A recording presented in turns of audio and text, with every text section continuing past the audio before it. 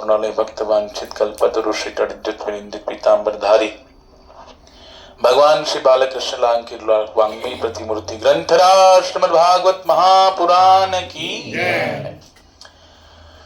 तो श्रीमद् भागवत में और अन्य अन्य सभी ग्रंथों में, शास्त्रों में महिमा अगर किसी गाई गई है तो नाम की महिमा है।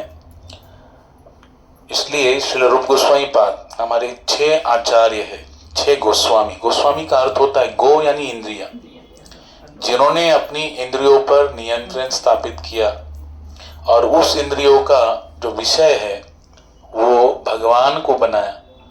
जिनके इंद्रियों का विषय भगवान है, जिनके मन बुद्धि का जो चिंतन का विषय भगवान है और जिनके जीवन का विषय भी भगवान है, ऐसे जो आचार्य वृंद है, उन आचार्यों की संगति में जितने भी जीव उनके अनुगत्य में आए तो क्या हो गया, उनका उद्धार हुआ।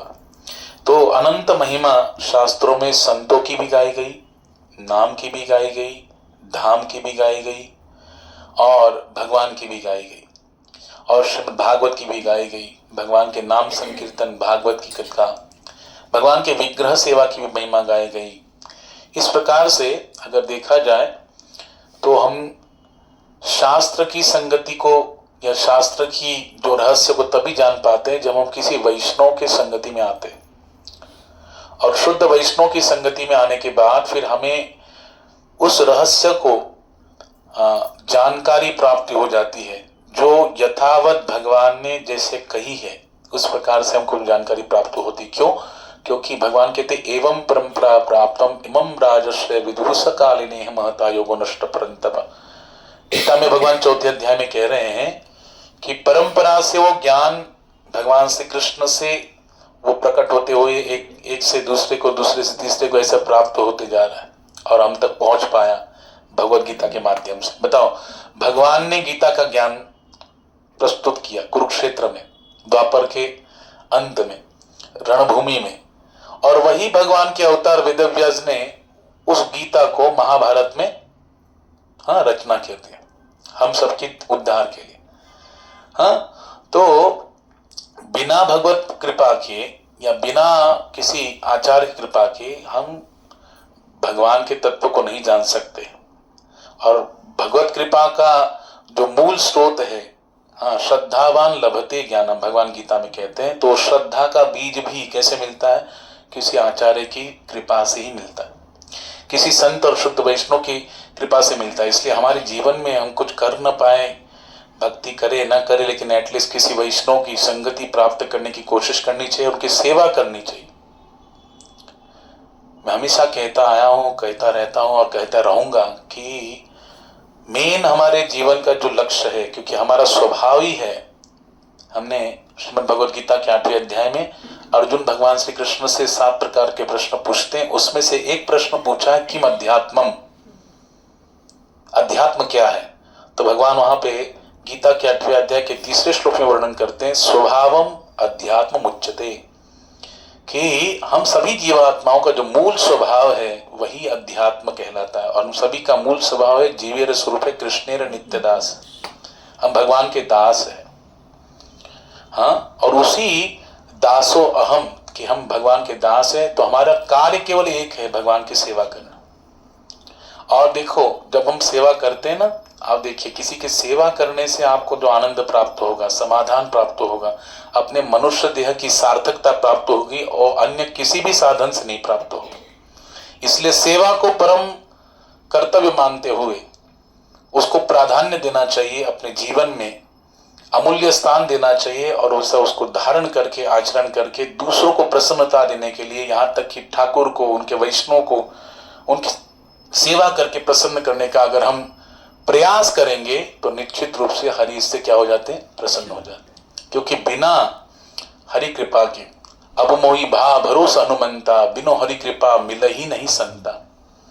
विभीषण जी जब हनुमान जी का दर्शन किए लंका में, तो अभी वो कहने लगे अब मोहि भा भरोसा हनुमंता, ये हनुमान जी अब मुझे भरोसा हो गया। क्यों? क्योंकि बिनु हरि कृपा, मुझ पर भगवान की कृपा है, राम की कृपा है, ये मुझ पर भरोसा हो गया। कैसे? क्योंकि आप जैसे संत का मुझे दर्शन हुआ। बिनु हरि कृपा मिल ही नहीं संता। संत का दर्शन, संत का साहचर्य बिना हरि कृपा के मिल ही नहीं सकता, और संत की कृपा से ही भगवत प्राप्ति होती है। तो ऐसे संतों का सानिध्य हमारे जीवन में जब जब प्राप्त हो जाए तो वो सानिध्य हमारे जीवन में इतना परिवर्तन लाता है, इतनी प्रबलता, इतनी पावर, इतनी तेज पुंज लाता है, इतना फोर्स लाता है भक्ति का, कि हम भगवान को सहज ही अपनी तरफ आकर्षित कर सकते हैं केवल उनकी कृपा से। ये याद रखिए।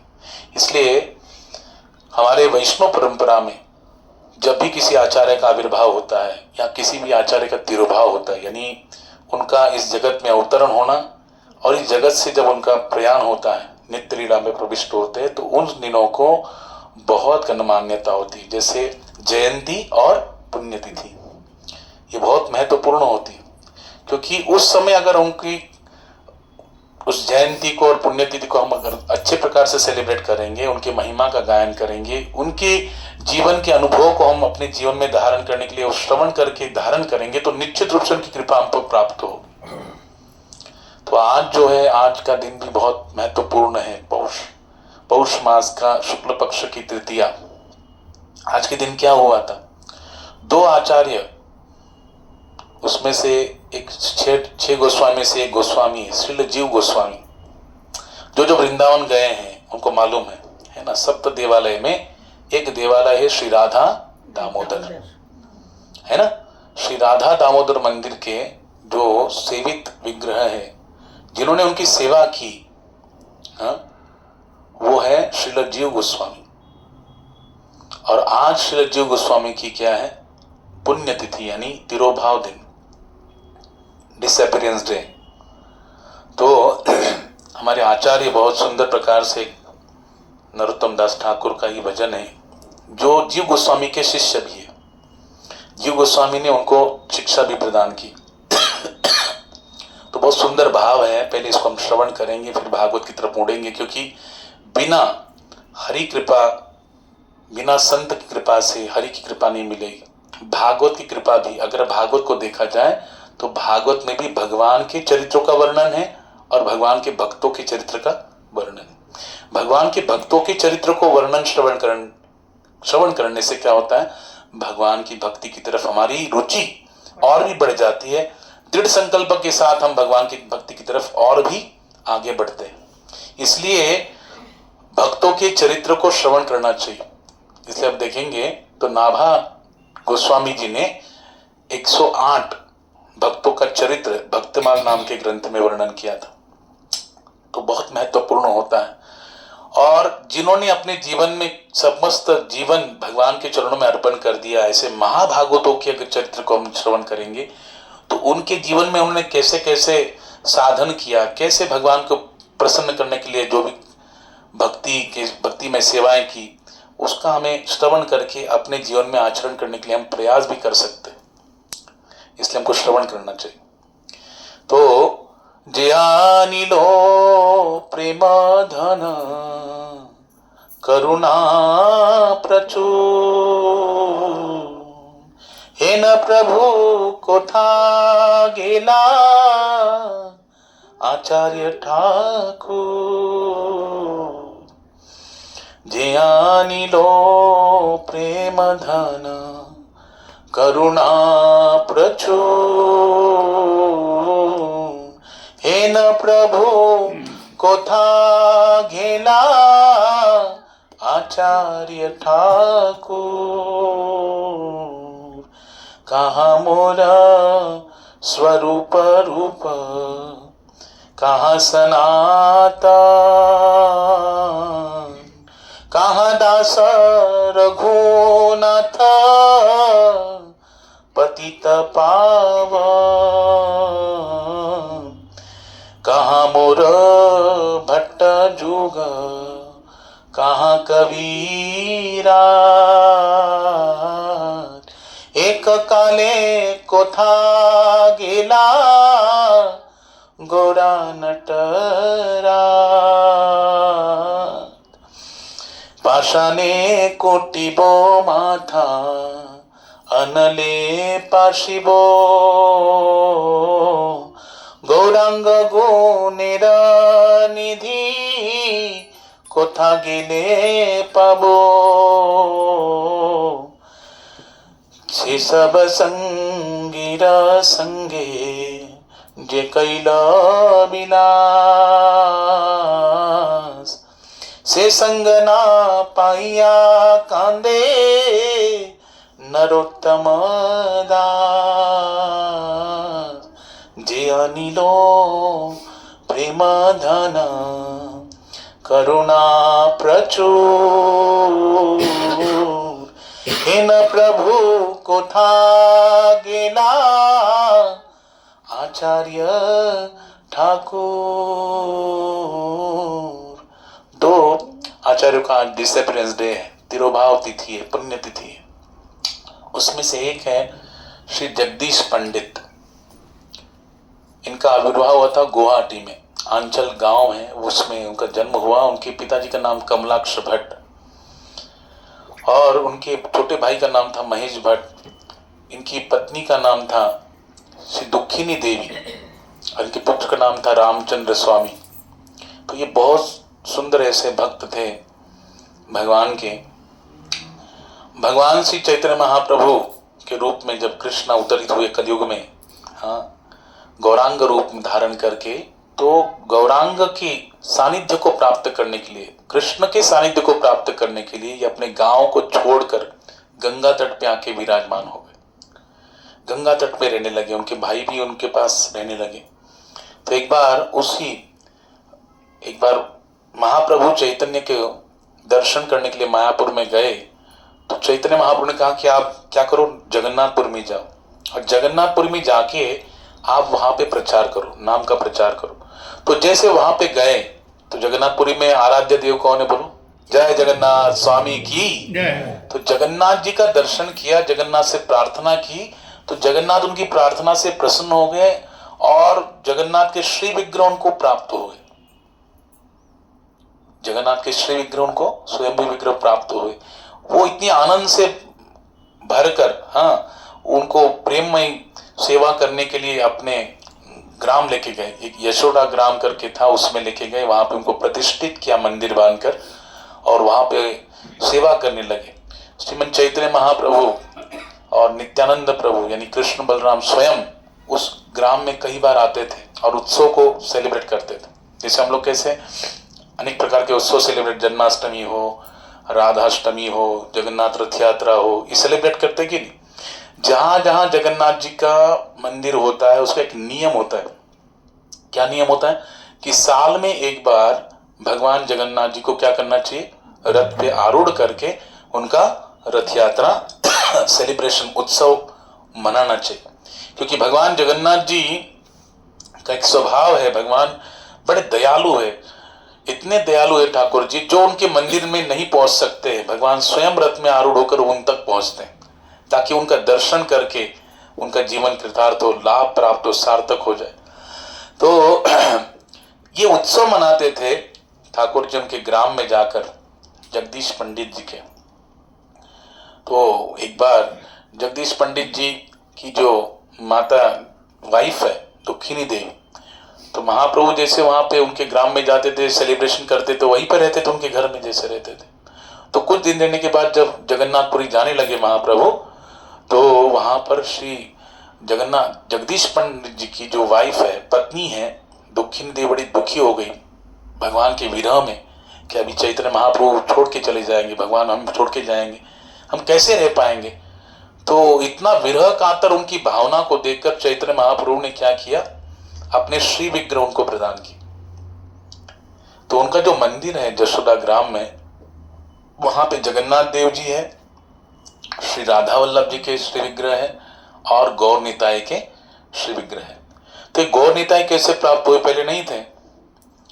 तो गौर निताई जब जाने लगे वहां से, तो उनकी पत्नी जो है जगदीश पंडित जी की बड़ी विरह कातर हुई और उन्होंने कहा कि मैं नहीं रह सकती। तो महाप्रभु ने अपनी जो विग्रह है गौरवर पीले रंग के दोनों भाइयों के, उनको प्रदान कर दिए।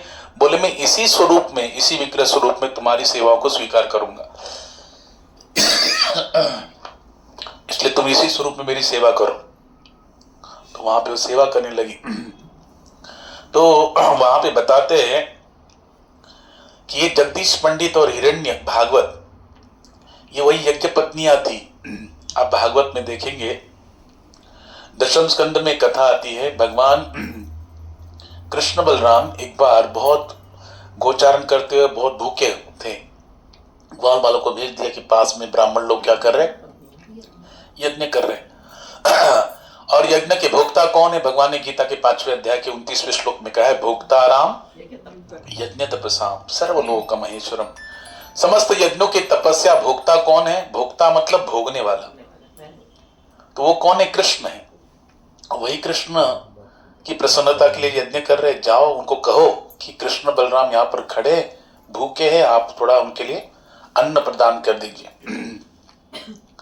तो जैसे ग्वाल बाल गए तो ब्राह्मणों ने उनको क्या कर दिया? भगा दिया, अपमानित करके, नजरअंदाज कर दिया, इग्नोर कर दिया। वो दुखी होके आए, कृष्ण बलराम बोले आप गलत जगह गए, आप यज्ञ पत्नियों के पास जाओ।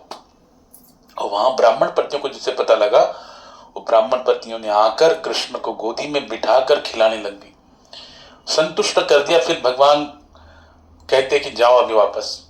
तब यज्ञ पत्नियां कहती हम कैसे जाएंगे, अभी तो छोड़ के आ गए, है ना, सीमा जो है दहलीज लांग के आ गए। हाँ, ऐसा नहीं कि आजकल कोई भी परंपरा, कोई पत्नी चली जाती है तो उसको कोई टेंशन नहीं है, वापस आ भी सकती है, लेकिन उस समय ऐसा नहीं था। दहलीज एक बार लांग के चली गई बहू रानी, कोई भी स्त्री, तो वापस आ नहीं सकती। तो पति की आज्ञा में रहना पड़ता था। और इन ब्राह्मण पत्नियों ने भगवान श्री कृष्ण की प्रसन्नता के लिए पतियों की आज्ञा का उल्लंघन किया था, लेकिन वही कृष्ण संतुष्ट होने के बाद कहते कि आप जाओ, आपका सम्मान होगा। और वहां पे वैसे ही हुआ। समस्त ब्राह्मण लोग अपने पत्नियों की चरण वंदना करने लगे, उनकी स्तुति करने लगे कि हम लोग देखो जिनके लिए यज्ञ कर रहे हैं वो साक्षात यहाँ पर खड़े हैं, हमसे हाँ भूख लग गई, उनको तो अन्न भोजन मांग रहे हैं और हमने उनको नजरअंदाज कर दिया। हम कितने बड़े पापी है, हमसे तो ज्यादा पुण्यवान आप लोग हो कि उनका दर्शन हुआ, आपने उनको गोदी में बिठा के खिलाया। तो कहते हैं शास्त्र में कि गौर सुंदर महाप्रभु के रूप में जब कृष्ण अवतरित हुए तो वही यज्ञ पत्नियों में से 2 यज्ञ पत्नियां, यही क्या बनी, जगदीश पंडित और हिरण्य भागवत। और एक ब्रजराज करके नर्तक थे।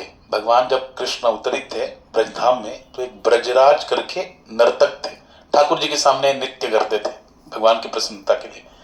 वही क्या हो गए, कुछ वैष्णव लोग कहते हैं वही विनोदी ये जगदीश पंडित के रूप में कलयुग में अवतरित हुए महाप्रभु के इस लीला अवतार में। तो सेवा करने का भाव इनके अंदर था, ये दोनों भाइयों के अंदर। जगदीश पंडित जी भगवान की सेवा करते थे, और ये दोनों भाई, एक बार महाप्रभु ने क्या किया, बचपन में बाल्यलावस्था में भगवान श्री कृष्ण चैतन्य महाप्रभु के रूप में जब अवतरित हुए तो उन्होंने, ये दोनों ब्राह्मण कुल के थे, पिछले जन्म में भी क्या है यज्ञ पत्नियां ब्राह्मण कुल की थी, इस जन्म में भी ब्राह्मण कुल में पैदा हुए थे। तो एकादशी का दिन था। कौन सा दिन था? एकादशी के दिन समग्र वैष्णव लोग क्या करते हैं, बोलो? उपवास करते हैं, है ना, श्री हरि की वंदना करते। अच्छा, उपवास हमें होता है कि ठाकुर जी को भी होता है? बोलो, केवल हमें होता है। आज ठाकुर एकादशी की दिन भगवान को 56 भोग लग सकता है कि नहीं लग सकता? लग सकता है। ठाकुर जी को उपवास नहीं होता। जन्माष्टमी का उपवास हमारे लिए, रामनवमी हमारे लिए, राधाष्टमी हमारे लिए, सीता नवमी हमारे लिए, गौर पूर्णिमा हमारे लिए, नरसिंह चतुर्दशी हमारे लिए, निर्जला एकादशी हमारे लिए। ठाकुर जी तो भेंट गोवर्धन के जैसे अन्नकूट महोत्सव मनाएंगे उस दिन, भगवान को कोई उपवास नहीं होता। तो उन दोनों ने क्या किया, उनके घर में विष्णु भगवान का श्री विग्रह था, और श्री विष्णु भगवान के लिए उन्होंने 56 भोग बनाया।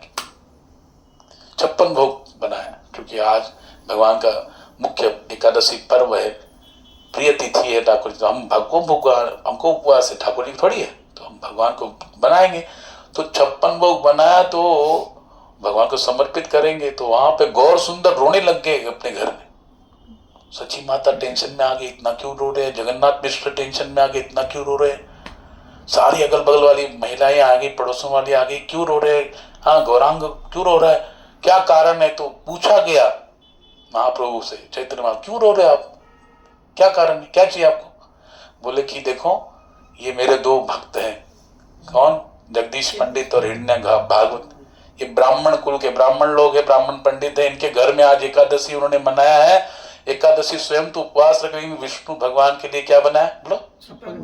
56 भोग बना है। और वो मुझे खाने के लिए चाहिए, वो मुझे खाने के लिए चाहिए, नहीं तो मैं भूखे रहकर मर जाऊंगा, शरीर प्राण त्याग दूंगा। तो इतना भगवान को भूख लगा। तो खबर गई, जैसे खबर गई तो जगदीश पंडित और हिरण्य भागवत इतने प्रसन्न हो गए। देखो हम लोग तो ऐसे ही ठाकुर जी को क्या भोग लगा देते है ना, भगवान को भोग लगा दिया और स्वीकार करके चले गए भगवान को। देखो हम लोग कितने हैं, हमारे ठाकुर जी कितने दयालु है ना। हम भोग लगाते 15-20 मिनट रखते, वापस हमको यथावत दे देते।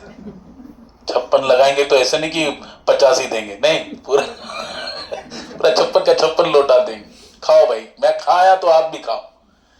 तो वहां पर भगवान के लिए 56 भोग बनाया। तो भगवान हमारे द्वारा बनाए गए भोग को साक्षात प्रत्यक्ष रूप में, क्योंकि वो जानते थे कि भगवान श्री कृष्ण ही सची माता और जगन्नाथ मिश्र के घर में गौरांग महाप्रभु के रूप में अवतरित हुए।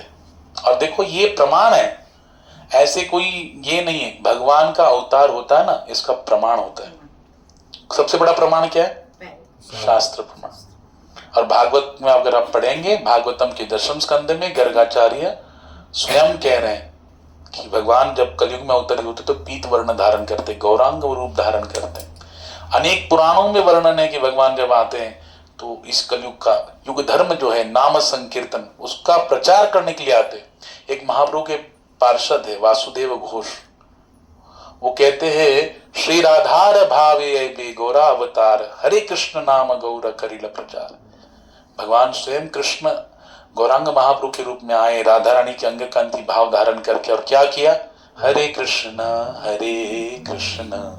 कृष्ण कृष्ण हरे हरे, हरे राम राम राम हरे हरे, हरे कृष्ण कृष्ण कृष्ण हरे हरे, हरे राम राम राम हरे हरे। भजो हरे कृष्ण कहो हरे कृष्ण, ले हो कहे कृष्णेर नाम रे, जो जना कृष्ण बोलिते से हो आमार प्राण रे। कृष्ण कृष्ण कृष्ण कृष्ण कृष्ण कृष्ण कृष्ण हे, कृष्ण कृष्ण कृष्ण कृष्ण कृष्ण कृष्ण रक्ष मां, राम राघव राम राघव पाहि मां, कृष्ण केशव कृष्ण केशव रक्ष मां, हरे कृष्ण कृष्ण कृष्ण हरे हरे, हरे राम राम राम हरे हरे। तो महाप्रभु के रूप में, श्री चैतन्य महाप्रभु के रूप में कृष्ण अवतरित होकर राधा रानी की भाव कांति को धारण करके क्या करते हैं? कलयुग का युग धर्म जो है नाम संकीर्तन, ये कलयुग का युग धर्म है, उसका प्रचार भगवान ने किया। स्वयं अवतरित हो गए। कौन से रूप में? भक्त रूप। कौन सा रूप धारण किया? भक्त रूप धारण करके।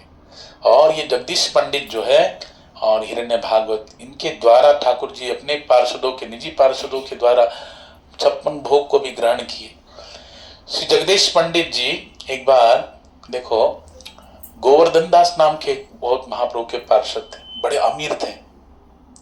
ये हिरण्य भागवत और गोवर्धन दास बड़े अमीर लोग थे उस जमाने के, यानी आज से 550 वर्ष पूर्व। कितना पैसा था उनके पास, सुवर्ण था, पैसा, और ये दान करते थे, वैष्णव की सेवा में लगा देते। महाप्रभु चैतन्य जिस कुल में पैदा हुए, जगन्नाथ मिश्र ब्राह्मण हैं, उनको दान करते थे वो। और साथ में अद्वैत आचार्य शांतिपुर में रहते थे, उनको भी दान करते थे। तो उन्हीं के पुत्र का नाम था रघुनाथ दास। क्या नाम था? रघुनाथ दास। आप जब गोवर्धन की परिक्रमा प्रारंभ करेंगे तो आपको प्रारंभ करने से पहले कहां से प्रारंभ करनी पड़ेगी? राधा कुंड। बोलो कहां से? राधा कुंड और श्याम कुंड से। ये राधा कुंड, ये साक्षात राधा रानी ने अपने कंगन से बनाया कुंड है, और श्याम सुंदर ने अपनी बांसुरी से बनाया हुआ कुंड है। ये क्या है? श्याम कुंड। तो वहीं से परिक्रमा प्रारंभ होती है। तो उन्हीं राधा कुंड और श्याम कुंड के जो परिधि है, वहां पर रघुनाथ दास गोस्वामी की भजन स्थली भी है और उनका बोलो समाधि भी है ना। तो वो रघुनाथ दास गोस्वामी अपने घर में रहते थे, तब की बात है। ये जगदीश पंडित भी उस उत्सव में शामिल हुए। कैसे उनका, देखो एक बहुत सुंदर भाव बताते हैं कि कृष्ण की कृपा प्राप्त करने के लिए कृष्ण का जो प्रथम विस्तार हुआ, भागवत में भी वर्णन है, प्रथम विस्तार जो हुआ वो किसके रूप में हुआ? बलराम जी के रूप में। किसके रूप में? बलराम जी के रूप में। और वही बलराम जी हाँ यहाँ पर कलयुग में जैसे कृष्ण चैतन्य महाप्रभु के रूप में अवतरित हुए, वो नित्यानंद प्रभु के रूप में अवतरित हुए। इसलिए एक बोलते हैं ना, निताई पद कमल कोटि चंद्र सुशीतल, निताई पद कमल कोटि चंद्र सुशीतल, जे छाया जगत जुड़ाय, जे छाया जगत जुड़ाय। क्या बोलते हैं? हेनो निताई बिने भाई, राधा कृष्ण पाइते नाय, दृढ़ धरि निताईर पाय, दृढ़ धरि निताईर पाय। जब तक नित्यानंद प्रभु की कृपा नहीं होगी, बलराम जी कृपा नहीं करेंगे, तब तक कृष्ण कृपा करने वाले नहीं है। ध्यान से सुनो, इससे बलराम जी बहुत दयालु है, बहुत दयालु।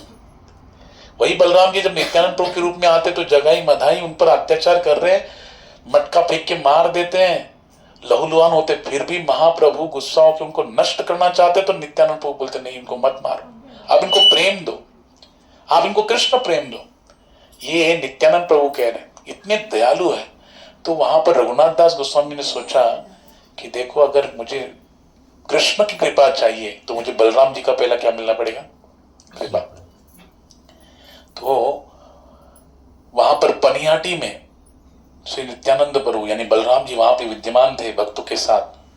तो गोवर्धन दास जी, रघुनाथ दास गोस्वामी के पिताश्री वहां पे आए और भक्तों की सेवा करने लगे। उस समय रघुनाथ दास भी आए। रघुनाथ दास भी जैसे आए तो वहां पर समस्त वैष्णव ने उनका स्वागत किया, क्योंकि जो गोवर्धन दास है इतना दान पुण्य करते, उन्हीं का एक लौता पुत्र है, एकदम सुंदर, हाँ, भक्ति के गुणों से संपन्न ऐसा रघुनाथ दास जी गोस्वामी का जीवन चरित्र था। और वहां पर जैसे आए तो सबने उनका भूरी भूरी स्वागत किया, प्रशंसा किया। तो नित्यानंद प्रभु की नजर उन पे गई, बलराम जी की नजर गई, तो बोले आओ चोर इधर आओ। क्या बोले? अरे चोर कहीं का इधर आओ, हाँ, मैं तुम्हें दंड देना चाहता हूँ, आज तुम्हें दंड दूंगा। तो जैसे नित्यानंद प्रभु बुलाए, बलराम जी बुलाए, तो रघुनाथ दास गोस्वामी इतने विवल हो गए, बोले मेरा कितना बड़ा सौभाग्य, आज स्वयं बलराम जी, हाँ, ठाकुर जी मुझे बुला रहे हैं, अपने निकट बुला रहे हैं कृपा करने के लिए। और समस्त वैष्णव के सहित वहां पे गए, और जैसे गए बलराम जी के नित्यानंद प्रभु के चरणों में उन्होंने दंडवत प्रणाम किया। तो नित्यानंद प्रभु देखे उनको तो अपने दोनों चरण कमलों को उनके सिर पे रख दी, दंडवत प्रणाम किया ना रघुनाथ दास जी, तो दोनों चरण कमल किस पे रख दे? रघुनाथ दास गोस्वामी पे। जैसे रख दिए, नित्याई प्रभु का चरण स्पर्श प्राप्त हो गया, तो उनको गारंटी हो गया आज नित्याई प्रभु का यानी नित्यानंद प्रभु बलराम जी का कृपा हो गया, तो कृष्ण चैतन्य महाप्रभु मुझ पर नित्य निरंतर यानी निश्चित रूप से क्या करेंगे? कृपा करेंगे। तो वहां पे कहने लगे देखो, तुम्हारा दंड यही है कि तुम समग्र वैष्णव को आज चिड़वा दही जो है ना, हाँ, चूड़ा दही, दही चिड़ा का फेस्टिवल करो, सबको खिलाओ, यही तुम्हारा दंड है। तो बस सब जगह वैष्णव को बुला दिया गया, अगल बगल में जितने भी है सबके द्वारा दही चूड़ा सब एकत्रित किया गया, बड़ा मटकों में उसको, हाँ, जो ये होता ना चूड़ा, उसको भिगाया गया, उसमें फिर दही डाल के, फिर शक्कर डाल के, फिर उसको तैयार किया गया व्यंजन, अनेक पात्रों में, अनेक मटकों में, और नित्यानंद प्रभु के सामने रखा गया। तो नित्यानंद प्रभु ने क्या किया, सब वैष्णव को बांट दिया, बांटने के बाद उन्होंने ध्यान लगाया, ध्यान से सुनिए, ध्यान लगाया बलराम जी ने और कृष्ण को स्मरण किया, चैतन्य महाप्रभु का। और वहां पर उन्होंने देखा साक्षात चैतन्य महाप्रभु, हाँ, नित्यानंद प्रभु के सामने प्रकट हुए हैं, लेकिन दिखाई दे रहे केवल किसको? नित्यानंद प्रभु को, दिव्य स्वरूप में। और जैसे आए तो नित्यानंद प्रभु जिन जिन वैष्णव को दिए थे ना, क्योंकि अभी तो खान स्टार्ट नहीं किया था वैष्णव ने, जब तक बलराम जी खाएंगे नहीं तो वो कैसे खाएंगे? ये एक नियम है, कभी भी याद रखिए। हम अगर किसी भक्तों के सम्मेलन में हैं या सभा में हैं या भक्तों के कांग्रेगेशन में हैं, एक साथ हैं, बैठे हैं प्रसाद के लिए, तो पहले वरिष्ठों को हमको ये करना चाहिए, वरिष्ठ खाएं उसके बाद ही हमको क्या करना चाहिए? प्रसाद करना प्रारंभ करना चाहिए। ऐसे नहीं कि मिला खा भूखे शेर की जैसे खा लिया, ऐसे नहीं, पहले नियमावली है। हाँ, वरिष्ठ के आज्ञा के अनुसार वो खाएंगे, उसके बाद हमें ग्रहण करना चाहिए, एक वैष्णव शिष्टाचार है।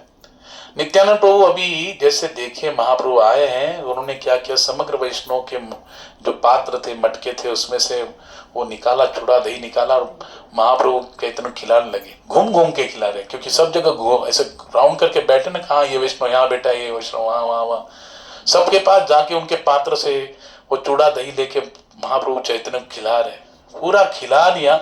उसके बाद अपने स्थान पे आए, फिर वो ग्रहण करने के लिए बैठे, खुद ग्रहण किया, तो सबको ऑर्डर दिया ग्रहण करो। और वो ग्रहण करने के बाद फिर रघुनाथ दास गोस्वामी आपको उन्होंने अपना उच्चिष्ट प्रसाद दिया, झूठा जो उच्चिष्ट प्रसाद है बलराम जी का, वो प्राप्त हुआ।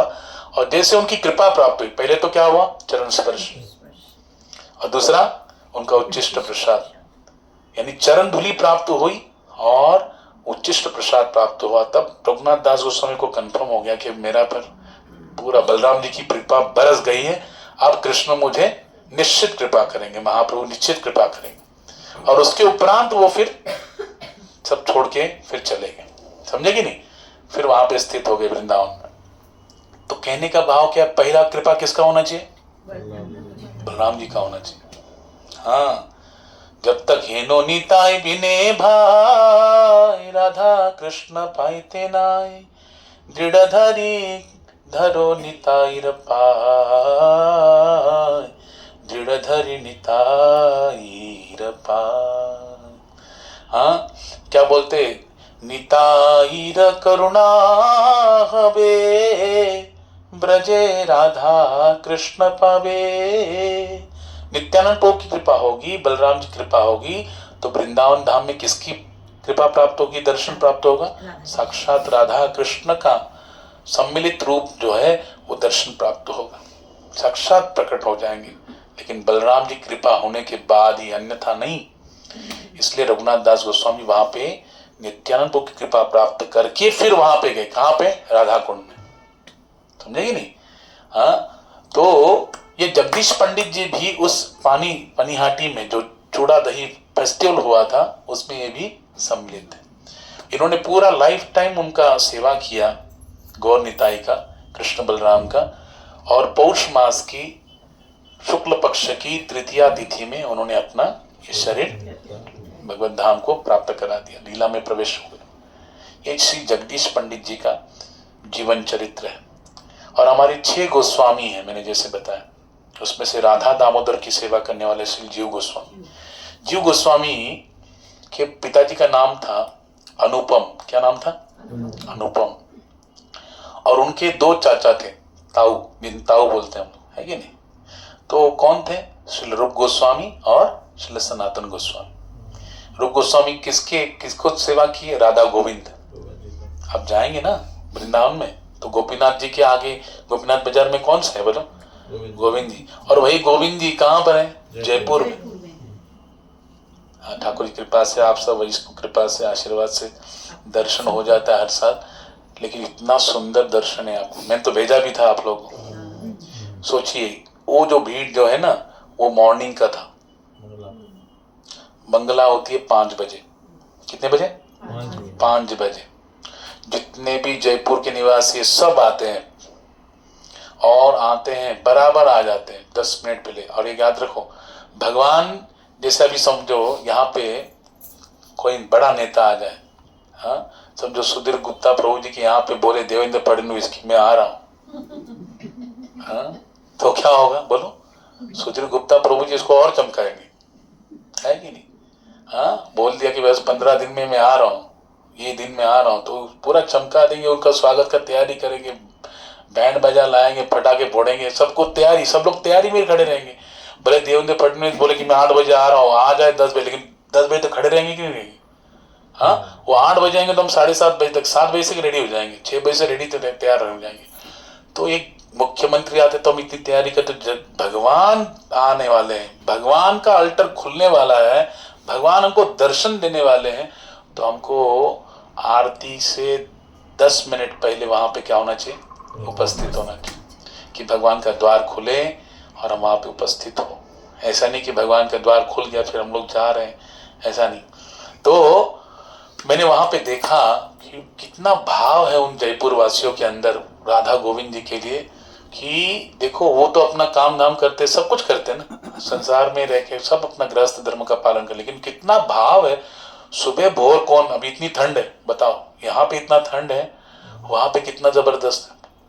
राजस्थान में बहुत ठंड है, वृंदावन में तो मैं अभी गया, शक्ल नहीं दिखता सामने वाले का, इतना कोहरा पड़ा है, ठंड पड़ी है, सूर्य भगवान का दर्शन नहीं होता, ऐसी ठंड है। लेकिन उस ठंड में भी 5 बजे आते हैं और दर्शन करते, दर्शन करने के बाद क्या होता है? भगवान की परिक्रमा होती है। तो परिक्रमा होती है तो उसमें इतना डांस होता है, इतना डांस होता है, क्या बोलूं आपको, बहुत डांस करते हो भगवान की, विष्णु भगवान की, कृष्ण की कितनी परिक्रमा होती है? चार परिक्रमा करते हैं। वहां पे भक्त लोगों ने राम नाम का ये बनाया, बैंक बनाया, राम नाम का बैंक। तो बहुत सारे भक्तों ने, भारतवर्ष से बहुत सारे भक्तों ने लिख लिख के वो भेजा है, तो उसका भी परिक्रमा होता है। एक बड़ा सा हॉल है, उसमें सब रखा गया है जिन्होंने लिख लिख के भेजा है, तो उसकी भी परिक्रमा होती है, हरिनाम की परिक्रमा। और जिसको चाहिए उसको दे भी जाता है कि भाई आप लिख के लेके आओ, यहाँ पे समर्पित हो जाएगा। तो बड़ा दिव्य जगह है। राधा दामोदर भी है, राधा गोपीनाथ जी है, राधा गोविंद जी है, राधा विनोद लाल जी है, हाँ, इतने सारे श्री विग्रह है, वहां पे सेवा की है। आज एक बार तो राधा गोपीनाथ के हाथ में घड़ी है। एक अंग्रेज आया, बोलता है मेरा विश्वास नहीं है कि विग्रह में प्राण भी प्रतिष्ठित होते, करते ना हम लोग, प्राण प्रतिष्ठा करते हैं तब ये सेवा होती। बोले नहीं, मेरे को विश्वास नहीं है। तो बोले नहीं, साक्षात ठाकुर जी विद्यमान है खड़े। तो बोले मेरे पास ये नस नाड़ी होती ना, उस पे चलने वाली घड़ी, पल्स पे, तो वो वहां पे पहना, तो मैं अगर वो चले, कांटा हिल जाए तो मान लूंगा कि भगवान प्रतिष्ठित है। तो पहना दिया गया और वो कांटा हिलने लग गया, समझा कि नहीं? आज भी है। तो ऐसे साक्षात ठाकुर जी वहां उस विग्रह में, श्री विग्रह में प्रतिष्ठित है, विद्यमान है। ऐसे तो उन्हीं राधा दामोदर समस्त विग्रहों में राधा गोविंद जी की सेवा किया रूप गोस्वामी ने, सनातन गोस्वामी पाद ने, हाँ, सनातन गोस्वामी पाद ने किया मदन मोहन जी की सेवा, और रूप गोस्वामी पाद ने किया राधा गोविंद जी की सेवा, और जीव गोस्वामी पाद ने किया दामोदर की सेवा। अभी जी सुनो, जीव गोस्वामी के पिताजी का नाम क्या है बोलो? अनुपम। उनके दोनों चाचाओं का नाम क्या है? श्री रूप गोस्वामी और सनातन गोस्वामी। सनातन गोस्वामी बड़े हैं, रूप गोस्वामी छोटे भाई हैं, और उनसे छोटे भाई अनुपम है। इन तीनों भाइयों के परिवार में केवल एक ही कुल दीपक पैदा हुआ, वो कौन है? जीव गोस्वामी। तो बस सोचो, एक ही कुल दीपक पैदा हो तो कितना लाड़ प्यार होगा। और वो भी ऐसे नहीं, सधन परिवार था, ऐश्वर्य वैभव बहुत था उनके पास, बहुत वैभव था उनके पास घर में, यानी खानदानी रईस थे वो तीनों भाई। तो कितना लाड़ प्यार होता था। और उनका गौरांग रूप था, गोरा गोरा गोरा चिट्टे, हाँ, बचपन में ऐसा बाल्य स्वरूप था जीव गोस्वामी पाद का। आंखें तो इतनी तेजस्वी थी, हाँ, उनकी आंखों के तेज से ही वो पूरा घर एकदम आलोकित हो जाता था, इतना सुंदर उनका रूप। और वहां पे रहते थे, तीनों भाइयों के साथ रहते थे। तो रामकेली में, एक बार रामकेली ग्राम में श्रीमद चैतन्य महाप्रभु आए, भगवान श्री कृष्ण चैतन्य महाप्रभु, ये तीनों भाई भी प्रस्तुत हुए सेवा में। तो जीव गोस्वामी भी आए, और जीव गोस्वामी के ऊपर महाप्रभु ने क्या किया, अपनी चरण धूलि उनको प्रदान कर। बचपन में, बाल्यावस्था में चरण धूलि भगवान की प्राप्त हुई और भगवान ने उसी समय संकेत दे दिया कि भावी जगत में, है ना, भावी समय में, आगे के भविष्य में ये आचार्य सम्राट के रूप में प्रतिष्ठापित होंगे। जीव गोस्वामी कृपा कर दिया। अब सोचो, छोटा सा बालक है लेकिन भगवान का वो श्री विग्रह देखा, गौरांग रूप धारण देखा, तो वो उनके मस्तिष्क में ऐसा बैठ गया कि शयन करते हुए, खाते हुए, सोते हुए, बैठते हुए, खाते पीते, बैठते सोते, सब उनको वही दर्शन हो रहा है बार बार। किसका हो रहा है दर्शन? बोलो, भगवान का रूप का दर्शन हो रहा है। तो ये तीनों भाई ने सोचा, इतना वैराग्य हो गया इन तीनों भाइयों ने सोचा कि हम संसार का जो भी वैभव इसको त्याग करके भगवान के भजन में लग जाएंगे। तीनों भाई भी निकल गए घर को छोड़ के। अब घर में कौन है? फतेहाबाद में एक विशाल राजप्रसाद में जीव गोस्वामी अपनी रोती हुई माता के संग में रहते थे, क्योंकि उनके पति अनुपम जी वो तो वैराग्य को धारण करके चले गए रूप गोस्वामी सनातन गोस्वामी के साथ। तो माता भी इतनी संग दुखी रहती थी, जीव गोस्वामी भी दुखी रहते थे कि हमको तीनों दो ताऊ और पिता की संगति नहीं प्राप्त हो रही है। तो अगल बगल वाले आए, उनको सांत्वना देने लगे, भैया शांत रहो, हो गया, अभी गए हैं, धीरज रखो, अपने आप को ढाढ़स बनाने लगे, सांत्वना दिया। तो एक बार रूप गोस्वामी पाद कैसे थे, अपना जीव गोस्वामी पाद कैसे थे, भगवान को याद करते थे, उसका छवि को याद करते थे, अपने पिताजी की छवि को याद करते थे। याद करते करते उनके विरह में एक बार मूर्छित हो गए। क्या हो गए बोलो? मूर्छित हो गए। अच्छा, वो मूर्छित होने के बाद जब उनको जागृत अवस्था में लाया गया तो देखते कि उनका जो स्वभाव है बचपन से जीव गोस्वामी, जैसे अब प्रहलाद महाराज का भागवत में वर्णन आता है, प्रहलाद महाराज के जो सहकारी पाठी मित्र है वो गुरुकुल में क्या करते थे बोलो? रिसेस मिलता था ना, बीच की छुट्टी होती थी तो क्या खेलते थे? खेल खेलते थे, अनेक प्रकार के गेम्स खेलते थे। प्रहलाद महाराज बोलते थे मैं तुमको एक गेम बताता हूँ। वो क्या है? बोला नाम संकीर्तन का गेम। और भगवान का नाम संकीर्तन का गेम खेलना प्रहलाद महाराज को पसंद था। वैसे जीव गोस्वामी को भी भगवान कृष्ण से संबंधित ही खेल पसंद थे उनका। तो क्या करते थे वो? राम और कृष्ण के जो शिव विग्रह उनके घर में थे उसको सजाया करते थे, उनको श्रृंगार करते थे, उनकी पूजा अर्चना करते थे, उनको भोग लगाते थे। हाँ, और उनको एक टक आंखों से देखते रहते थे, एक टक आंखों से देख के ध्यान लगाते थे। इस प्रकार से वो अपने जीवन में भगवान की भक्ति करने लगे। जीव गोस्वामी का ऐसा भगवान के प्रति प्रेम जड़ गया। अभी जीव गोस्वामी पाद अपनी माँ के साथ तो रह रहे थे, लेकिन एक दिन उनको पता लग गया। क्या पता लग गया? कि मेरे जो पिताश्री है वो गंगा तट पे ही, उनका देहांत तो हो गया है, उनका देहांत हो गया है। वो अपने शरीर को छोड़ दिए और मेरे जो चाचा लोग हैं वो कहाँ गए? वृंदावन में, रूप गोस्वामी और सनातन गोस्वामी। तो गंगा तट पे जैसे गए तो मेरे पिताजी छूट गए। तो जीव गोस्वामी पाद जो है बड़े दुखी हो गए, इतने दुखी हो गए कि कैसे भी करके वो रोते ही जा रहे, शांत ही नहीं हो रहे, एकदम नैराश हो गए, डिप्रेस हो गए उनका जीवन में, याद करके पिता के विरह में। तो लोगों ने तय कर लिया कि देखो अगर इस बालक को बचाना है तो इसको कहाँ कर भेजना पड़ेगा? बोले नवदीप में।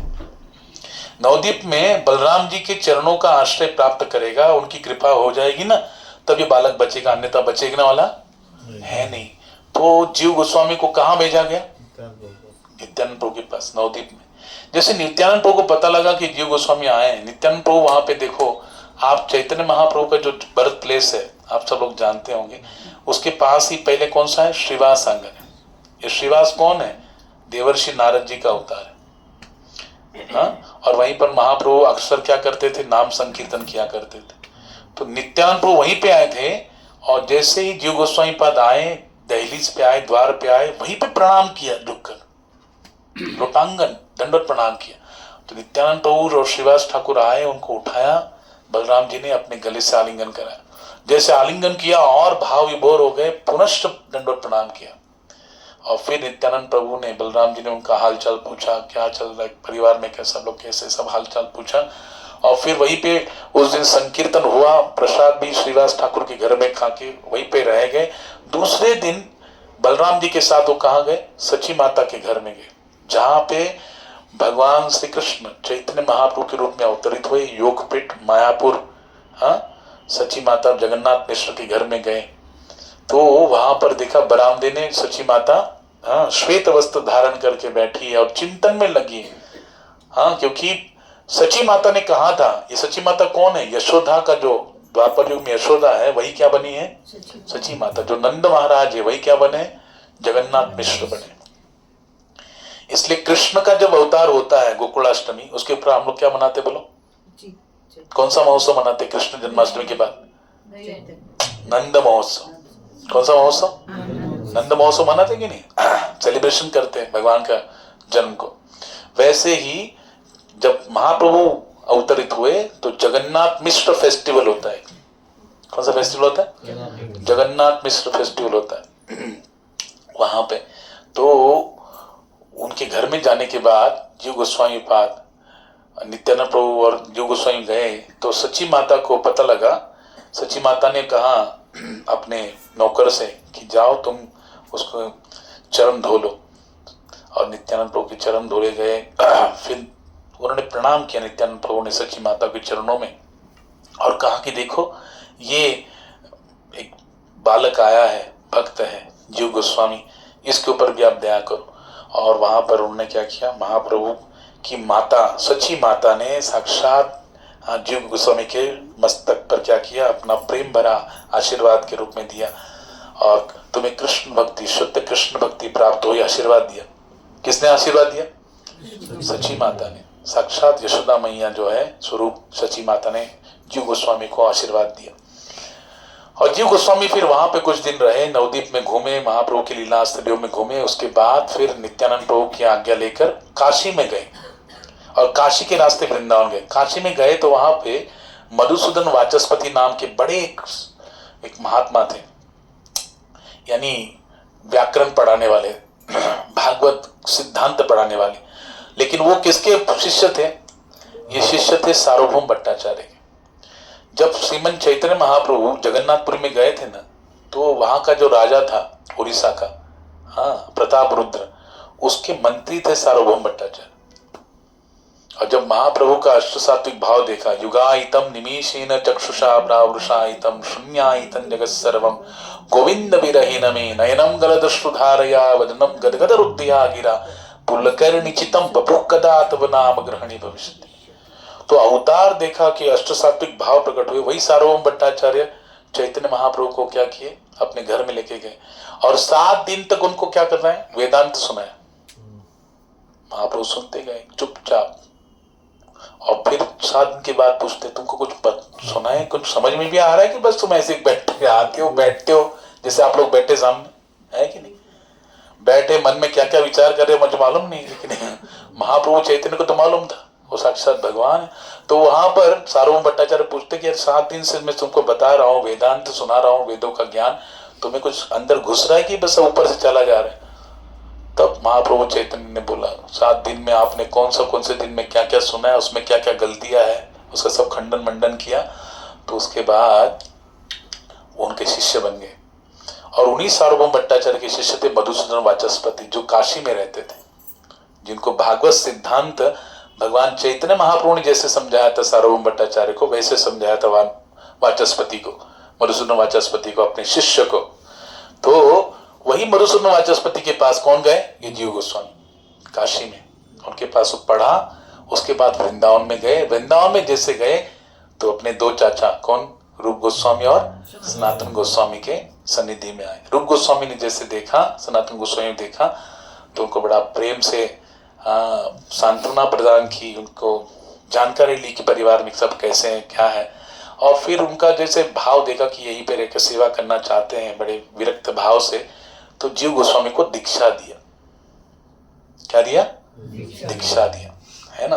दीक्षा काले शिष्य करे आत्मसमर्पण, है ना। दीक्षा काल में शिष्य क्या करता है? गुरु को आत्मसमर्पण करता है। देखो, जब तक कोई भी शिष्य अपने गुरुदेव को आत्मसमर्पण नहीं करता, शरणागत नहीं होता, तब तक गुरु अपना ज्ञान उसके सामने प्रकट नहीं करता। कृष्ण ने भी अर्जुन को गीता बताई तभी, कब? शिष्यस्ते अहम शाधि मानत्वा प्रपन्नम। जब अर्जुन ने कहा कि मैं आपका शिष्य बनना चाहता हूं, आप मेरे गुरु बन जाइए, और मेरे को वो ज्ञान प्रदान कीजिए। तभी भगवान ने ज्ञान प्रारंभ किया बताना। ऐसे ही रूप गोस्वामी पाद ने जब उनको देखा तो उनको पहले भागवत पढ़ाना प्रारंभ किया। ये जो भागवत हम लोग सुन रहे हैं, इसी भागवत को पढ़ाना प्रारंभ किया। जीव गोस्वामी इतने टैलेंटेड थे, बचपन में ही उनके लिए पंडित लोग को लगाया गया था सिखाने वाले, व्याकरण जो शास्त्र है, अलंकार है, इनको सिखाने के लिए लगाया गया था टीचर को। फटाफट फटाफट उसको क्या कर ग्रास्प करते थे, ग्रहण करते थे। तो इतने मेधावी थे, इतने बुद्धिमान थे, मेधावी थे कि वो आचार्य लोग जो सिखाने आते थे कहते थे इतना मेधावी बालक हमने आज तक नहीं देखा, निश्चित रूप से ये आगे चल के बहुत बड़ा महापुरुष बनेगा। बचपन में ही बोला था। और वहां पे फिर क्या हुआ, गोस्वामी रूप गोस्वामी पाद के पास जाके जब भागवत ग्रंथ का अध्ययन किया और दीक्षा प्रारंभ किया, दीक्षा लिया, तो रूप गोस्वामी ने उनको श्री राधा दामोदर की सेवा में लगाया। जो विग्रह है राधा दामोदर के, हमने देखा ना, हम परिक्रमा किए थे, याद है कि नहीं, जहां पे प्रभुपाद जी रहे थे। हाँ, प्रभुपाद ने वहां पे भागवत ग्रंथ लिखे थे। प्रभुपाद जी को साक्षात रूप गोस्वामी का दर्शन भी हुआ था वहां पे। तो उसी दामोदर मंदिर की हम लोग परिक्रमा लगाते हैं। उसकी 4 परिक्रमा लगाने से क्या बोलते हैं, बोलो, गोवर्धन की एक परिक्रमा करने का फल प्राप्त होता है। हाँ? तो वहां पर जीव गोस्वामी को राधा दामोदर की सेवा में लगा दिया। सेवा में लगा दिया तो एक बार इतने वो प्रकांड विद्वान हो गए थे भागवत सिद्धांत में, इतने विद्वान थे, उन पर कृष्ण की कृपा भी हो गई, कृष्ण भक्ति की सिद्धि भी उनको प्राप्त हुई और समस्त शास्त्रों को ज्ञान भी प्राप्त हो गया जीव गोस्वामी को।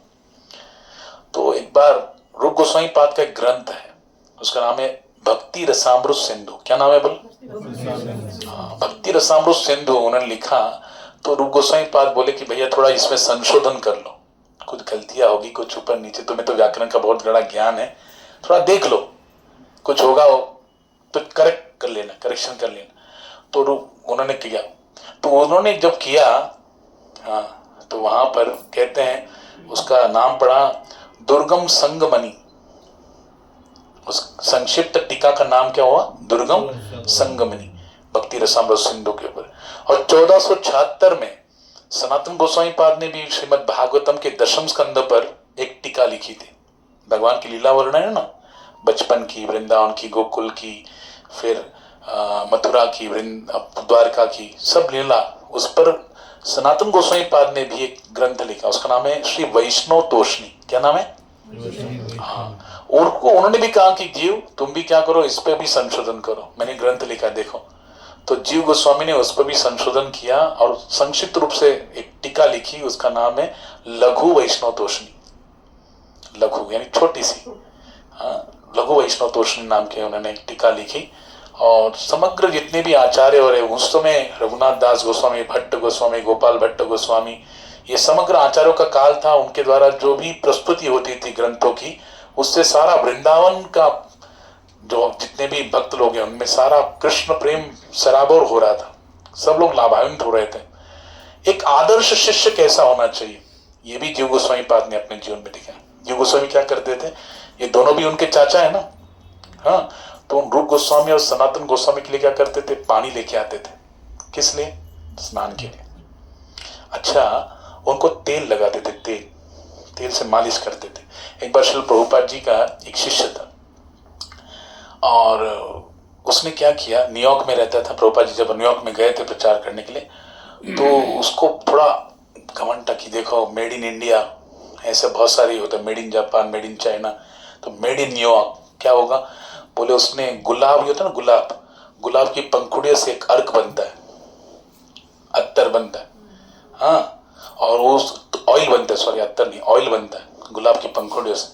वो ऑयल जो है एकदम सुगंधित ऑयल, एक शीशी भर के प्रभुपाद जी के पास लेके, प्रभुपाद जी के पास आ गया तो प्रभुपाद जी को दिया। प्रभुपाद जी, दिस इज, ये क्या है? बोले रोज का ऑयल है, रोज ऑयल, हाँ, मेड इन न्यूयॉर्क। क्या बोला?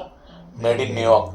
तो प्रभुपाद जी ने लिया, उसको देखा, इतनी छोटी सी, अगर उसने क्या उसको सोचा कि भैया ये प्रभुपाद जी थोड़ा थोड़ा रोज लगाएंगे, है कि नहीं, 6 महीने तक जा ही जाएगा। लेकिन प्रभुपाद ने क्या किया, शीशी खोली, पूरा वो एक साथ ले लिया, सारा ऑयल ले लिया हाथ में और पूरा अपने मस्तक पर, हाँ, डाल के मगर डगड़ने लगे, मालिश करने लगे। तो उसने वो देखा कि अरे क्या करते, मैं तो 6 महीना सोचा था कि प्रॉपर 6 महीना यूज करेंगे इसको, इतना महंगा।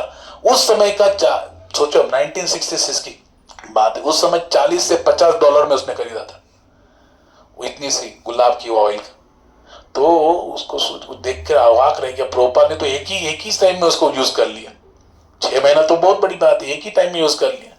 तो बोले, उसने पूछा प्रोपर कैसे लगा, तो प्रोपर बोले अच्छा है, लेकिन कलकत्ता से इससे बेटर है, तो कलकत्ता का ऑयल इससे बेटर है। तो उसका वो जैसे सुना उसने कि प्रभुपाद जी यूज तो कर लिया और इसको इतना मैंने महंगा लेके आया कि मेड इन न्यूयॉर्क है, न्यूयॉर्क में बनाया गया है इस गुलाब के ऑयल को, वो भारत के ऑयल से तो कई गुना अच्छा होगा। लेकिन प्रभुपाद बोलते नहीं ये अच्छा है लेकिन कलकत्ता इससे बेटर है। तो उसका जितना भी घमंड था ना, अभिमान था, अहंकार था, वो क्या हो गया, पूरा पूरा चूर चूर हो गया। हाँ? तो आचार्य जानते हैं। हाँ? आचार्य क्या करते हैं, गुरु क्या करते हैं। देखो गुरु कैसे होते हैं, कुम्हार के समान होते हैं। कुम्हार को देखा, कुम्हार क्या करता है, जब मटका को ये करता है ना तो क्या करता है, बाहर से थापी मारता है, हाँ उसके कंकड़ निकालने के लिए, है ना, मिट्टी से बनता है वो, तो कंकड़ निकालने के लिए थापी से मारता है, कंकड़ निकले। लेकिन वो साथ ही साथ क्या करता है, अंदर हाथ भी लगा देता है, क्योंकि ऊपर से मार रहा है, प्रहार कर रहा है, अगर हाथ नहीं डालेंगे अंदर से तो क्या होगा, मटका फूट जाएगा। वैसे गुरु जी के गुरुदेव क्या करते हैं, जहां पे आपको घमंड हो जाए, जहां शिष्य को अहंकार हो जाए, जहां शिष्य को मैं पना का रोग ग्रसित हो जाए, तो वहीं पर उसका क्या करते हैं, घमंड पूरा उतार देते हैं अपने वचनों से, कठोर वचनों से, सेवाओं से, उपदेशों से, वहां पर उसका घमंड उतार देते हैं। लेकिन अगर शिष्य बुरा मान जाए तो फिर टूट जाएगा। तो साथ ही साथ क्या करते हैं गुरुदेव, थोड़ा सा अंदर हाथ भी डाल के रखते हैं, भैया आप कहीं डांट दिया तो कहीं छोड़ के ना भाग जाए, है कि नहीं, इसलिए हाथ भी डालते, उसको सहलाते भी है, समझाते भी हैं, उपदेश भी करते हैं। इस प्रकार से गुरुदेव का कार्य होता है। तो वहां पे जीव गोस्वामी पाद जैसे सेवा करते थे, तो पानी लाते थे उन दोनों के स्नान के लिए, फिर मालिश करते थे और फिर विग्रह की सेवा करते थे, पूजा अर्चना करते थे, भगवान के लिए भोग बनाते थे और संशोधन करते थे, टीकाएं लिखते थे, ये कार्य करते थे जीव गोस्वामी। एक बार वल्लभाचार्य जी, आपने वल्लभाचार्य नाम सुना कि नहीं, स्वामी वल्लभाचार्य, यानी जैसे हमारा गौड़ीय वैष्णव संप्रदाय है, फिर श्री संप्रदाय है, रामानुज संप्रदाय है, निम्बार संप्रदाय है, ये जो ऐसे वल्लभा संप्रदाय जो पुष्टि मार्गीय है, जहां पे उनकी जो ठाकुर जी के बाल स्वरूप में आराधना होती, समझेगी नहीं। आप जाएंगे नाथद्वारा, नाथद्वारा जानते कि नहीं, राजस्थान में भगवान जो गोवर्धन धारण किए थे वही स्वरूप जो है वो नाथ जी के रूप में वहां पे नाथद्वारा में विद्यमान है। तो वह पुष्टि मार्गी के रूप में वल्लभाचार्य के संप्रदाय की वह सेवा करते। तो वल्लभाचार्य श्री चैतन्य महाप्रभु के बहुत निकटित थे, परम मित्र थे। जब महाप्रभु चैतन्य प्रस्थान कर गए तो उस समय रूप गोस्वामी पाद और सनातन गोस्वामी के पास ये आते थे, मिलते थे और उनसे हरि चर्चा करते थे, कुछ मार्गदर्शन भी करते थे समय समय पर। तो अभी वहां पे जीव गोस्वामी किसकी सेवा कर रहे बोलो, हाँ अपने गुरुदेव रूप गोस्वामी पाद की, है कि नहीं। और वहां पे वल्लभाचार्य जी एक बार आए, आने के बाद रूप गोस्वामी पाद ने बोला देखो मैंने एक ग्रंथ लिखा है। कौन सा ग्रंथ लिखा, बोले भक्ति रसामृत सिंधु। कौन सा ग्रंथ लिखा, और इसमें जो मंगलाचरण लिखते ना, वो बोलते ना, वो मंगलाचरण, ओम अज्ञान कैसे, वैसे इस ग्रंथ के लिए मैंने मंगलाचरण लिखा है, आप जरा देखिए, पढ़िए, कुछ इसमें संशोधन हो। तो वहां पे वल्लभाचार्य जी ने रूप गोस्वामी पाद का लिखा हुआ ग्रंथ देखा, भक्ति रसामृत सिंधु, उसका मंगलाचरण देखा, तो बोले कैसा है, कुछ गलती, बोले नहीं श्लोक तो नहीं, रचना तो ठीक है लेकिन थोड़ा सा त्रुटि है। थोड़ा सा क्या है, त्रुटि है, मैं इसमें संशोधन कर दूंगा, हाँ मैं इसमें थोड़ा सुधार कर दूंगा, तुम चिंता मत करो। फिर अन्य भगवत तत्व की चर्चा हुई, वल्लभाचार्य जी चले गए। अब वहां पर रूप गोस्वामी पाद तो कहते नम्र होके, भैया ठीक है आप आए, फिर से कभी आ जाइए, हाँ जरूर आइए, कुछ ऐसा ही मार्गदर्शन मुझ पे करते रहिए, कृपा रखिए हम पर। ऐसे विनम्र भाव से रूप गोस्वामी उनका ये किए और वो चले गए। लेकिन वहां पे रूप गोस्वामी, गर्मी के सीजन थे और रूप गोस्वामी के ऊपर क्या कर रहे हैं, ये चामर ढुला रहे थे, पंखा कर रहे थे, कौन, जीव गोस्वामी। अपने गुरु के लिए वल्लभाचार्य बोल दिए हैं।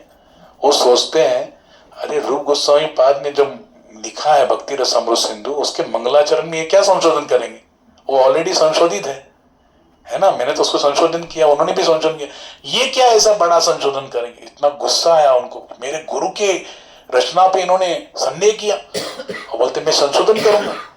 तो वहां तो कुछ नहीं बोले क्योंकि गुरुदेव है सामने, लेकिन किसी कारणवश बोले मैं जमुना जल भरने जा रहा हूं, और जमुना की घाट पर पीछे से जाके उनको मिल ली वल्लभाचार्य, और बोले कि आपने क्या बोला था मेरे गुरुदेव को, आप उनके ग्रंथ के मंगलाचरण पे संशोधन करेंगे। बोले क्या संशोधन करने वाले थे, तो बोले ये संशोधन करने वाले थे। तो उन्होंने जो संशोधन कर रहे थे जिस श्लोकों के ऊपर, उनका खंडन किया शास्त्र के प्रमाण के आधार पर। किसने?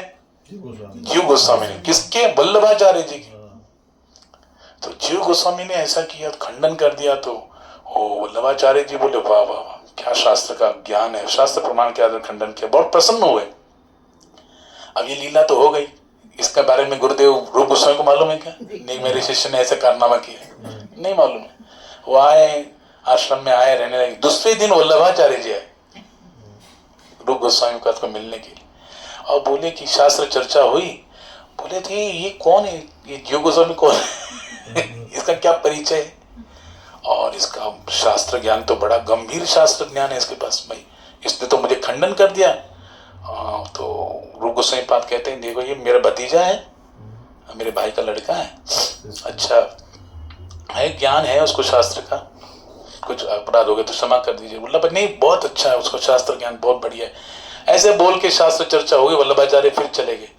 तो रूप गोस्वामी पाद ने उसको बुलाया। किसको बुलाया? जीव गोस्वामी पाद को बुलाया, और वहां पे बुलाने के बाद बोले कि देखो तुम्हें अभी कुछ बोला, ऐसा बोला, और कुछ बोल के बोला अब तुम यहाँ पे रहो मत, तुम यहाँ पे रहने लायक नहीं। बोले अस्थिर मन से, ध्यान से सुनिए, अस्थिर मन से और पंडित की बुद्धि से कोई भी ब्रजधाम वृंदावन में रह नहीं सकता, या रहने का अधिकारी नहीं है। जिसका मन कैसा है? अस्थिर है और पंडित बुद्धि है, हाँ, अपनी बुद्धि का प्रदर्शन करना चाहता है, हाँ, कितना पांडित्य है मेरे अंदर, कितना बुद्धि है मेरे अंदर। तो अस्थिर मन से, पांडित्य बुद्धि से कोई भी ब्रजभूमि में टिक नहीं सकता, रह नहीं सकता, इसलिए तो निकल जाओ। इतना कहाँ चुपचाप हो गए, मौन हो गए। जैसे गुरुदेव ने बोला, उनको तो झटका लग गया। किसको? जीव गोस्वामी पाद कि मेरे गुरुदेव ने मेरे क्या कह दिया, त्याग कर दिया, अब मैं जाऊंगा। निकल गए, प्रणाम करके निकल गए, लेकिन पुनः विचार कर दिया, घर में नहीं गए क्योंकि घर त्याग करके आए थे, क्या जाएंगे वापस। तो नंद घाट है, नंद महाराज का घाट है, वहां पर नंद घाट के पास में कुटिया में, निर्जन कुटिया में, वहीं पर जीव गोस्वामी निराहार रहकर बिना खाना पीना भी छोड़ दिया, और वहां पे रोने लग गए, रोदन करने लग गए। सारे ब्रजवासी अगल बगल के इकट्ठा हो गए उनको सांत्वना देने, लेकिन चुपचाप नहीं हो रहे, रोते जा रहे, कुछ खा नहीं रहे, पी नहीं रहे, एकदम अशक्त हो गए, मूर्छित हो गए। उस समय सारे ब्रजवासियों ने सनातन गोस्वामी पाद को बुलाया। बोले देखो ये आपका भतीजा कैसा ऐसा अवस्था हो गया, इसका संभालो, आप तो मर जाएगा। तो सनातन गोस्वामी पाद आए, उन्होंने देखा कि ये तो मूर्छित होकर गिर गया, उनको अपनी गोद में उठाया, उनके शरीर पे लगी धूली को थोड़ा झाड़ दिया, और उनको फिर होश में लाया, लाके उनको सांत्वना प्रदान की, और अपने साथ अपने आश्रम में लेके गए, वहां पे उनको नहलाया और प्रसाद खिलाया। और ये खबर किसको दी? क्योंकि सनातन गोस्वामी बड़े थे और रूप गोस्वामी छोटे थे। बोले तुमने क्या कर दिया इसको, तुम्हारा भतीजा है, देखो ऐसा हो गया, क्या बोला तुमने, और ये ऐसा अवस्था। तो रूप गोस्वामी पाद बोले अरे अच्छा ऐसा हो गया। तो किसी सेवक को भेज के बोले तुरंत उसको बुलाओ, और वो आए, फिर गुरुदेव ने बुलाया तो आए, फिर दंडवत प्रणाम किए, तो तुरंत रूप गोस्वामी पाद गए, उनको गले से लगाया, अपनी गोद में बिठाया, और प्रेम से ऐसा सहलाते हुए सर से फिर प्रेम से उपदेश करने लग गए। तो गुरुदेव होके कभी जरूरत होता तो अनुशासन भी करते हैं, लेकिन जब जरूरत होती है प्रेम भाव की तो प्रेम भी उतना ही बरसाते। तो जीव गोस्वामी पाद ने वहां पे रूप गोस्वामी पाद के चरणों में जो अपराध हो गया था उससे क्षमा प्राप्त कर ली। जब तक वो इस जगह में रहे, रूप गोस्वामी सनातन गोस्वामी, तब तक उनकी सेवा की। उसके उपरांत सारा भार किस पे आया? जीव गोस्वामी में। जीव गोस्वामी ने भक्ति का जो सिद्धांत है उसका प्रचार प्रसार किया। अब ध्यान से सुनिए, उन्होंने प्रचार प्रसार किया। उस समय राजपूत और बादशाह के बीच, दिल्ली का बादशाह था, उनके बीच में एक शर्त लगी, किसी बात पर ऐसा शास्त्रीय डिबेट हो गया। क्या हुआ? बोले गंगा बड़ी है कि यमुना बड़ी? कौन बड़ी है? गंगा जी बड़ी है कि यमुना जी बड़ी है? अब ये इस पे क्या होने लगा? शास्त्रार्थ होने लगा। तो बादशाह और राजपूतों के बीच में, दिल्ली का बादशाह और राजपूत के बीच में, तो इनको बुलाया गया, क्योंकि ये विद्वान थे ना, तब के बहुत महान आचार्य थे, विद्वान पंडित थे, तो शास्त्र में निपुण थे, उनको बुलाया गया। वहां पे आगरा में गए और वहां पे दिल्ली के बादशाह के दरबार में उन्होंने कहा कि देखो, वैसे देखा जाए गंगा और यमुना ये भगवान को अत्यंत प्रिय है, लेकिन गंगा जी भगवान के चरण कमलों से प्रकट हुई है, और यमुना जी भगवान की कौन है? परम प्रियसी है, भारिया है। इस नाते गंगा जी से श्रेष्ठ कौन है? यमुना जी। ये जब उन्होंने वहां पे अपना भाव रखा, सब लोग उनकी जय जयकार करने लगे, और दिल्ली के बादशाह ने उनको दान पत्र दिया। दान पत्र उन्होंने स्वीकार किया, और उसके बाद जीव गोस्वामी इतने बड़े महान आचार्य उन्हें भक्ति संप्रदाय के भगवान के हरि नाम का प्रचार पूरे शास्त्र प्रमाण के आधार पर करते थे। कोई उनकी बात को काट ही नहीं सकता था। तो उनका वो सिद्धांत, उनके ज्ञान को हासिल करने के लिए आप जाएंगे ना, राधा रमण मंदिर है, कहाँ पर? वृंदावन में। उसी के बगल में एक राधा गोकुलानंद मंदिर है, और उसके आचार्य विश्वनाथ चक्रवर्ती ठाकुर, वहां पे 4 विग्रह है। कितने विग्रह बोलो? 4 विग्रह। एक गोकुलानंद जी है, एक राधा विनोद लाल जी है, एक राधा विजय गोविंद जी है, और श्री चैतन्य महाप्रभु जी है ना।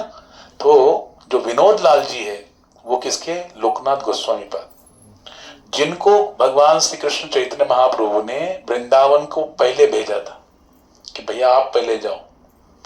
वो 6 गोस्वामी में कभी उनका कितने कितने नम्र है हमारे आचार्य। देखो, ये होता है संत का और भक्त का स्वभाव।